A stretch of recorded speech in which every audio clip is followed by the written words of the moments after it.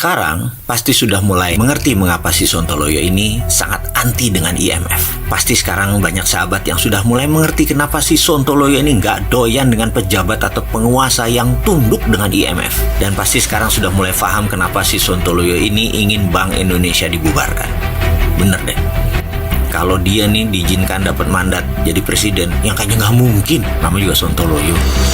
Tapi kan boleh mengandai. Jika diandaikan, karena markasnya IMF itu ada di Bank Indonesia, maka jika menerima mandat jadi presiden hari pertama, apa cita-citanya? Bubarkan Bank Indonesia dan dibuat hanya jadi Dirjen Moneter.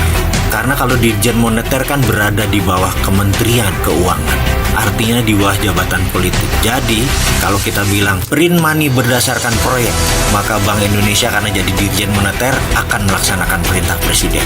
Karena presiden kan jabatan politiknya dibantu oleh para menteri. Itu kan undang-undangnya begitu. Tapi kalau sekarang print money, Bank Indonesia bilang nggak boleh, IMF bilang nggak boleh.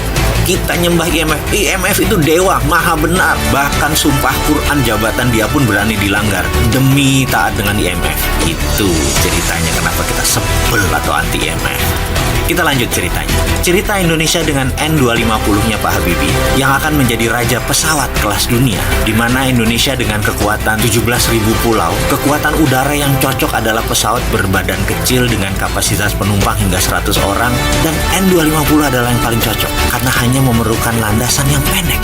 Mendadak mimpi itu dimatikan oleh IMF untuk syarat menerima hutang IMF atas sebuah serangan currency warfare yang dilakukan oleh IMF memakai proksi tangannya George Soros di tahun 97-98. Sekali lagi, George Soros itu proksinya Amerika untuk memukul Indonesia dengan currency warfare dari rupiah 2.500 mendadak menjadi 15.000 dalam waktu sekian bulan, dan itu semua adalah by design agar Indonesia tunduk dan patuh kepada Amerika, kepada IMF. Bener deh, jika PT Dirgantara bisa jalan sesuai rencana Pak Habibie, pastilah Indonesia akan menjadi kekuatan aviasi terbesar di dunia. Untuk jarak pendek, IMF yang di belakangnya kampret Amerika itu akan memaksa Indonesia selalu menjadi negara berpendapatan di tengah atau di trap di middle income country. Tidak boleh jadi negara produsen. Jadi sekarang sudah mulai paham dan mulai percaya ya bahwa kita ini dijebak.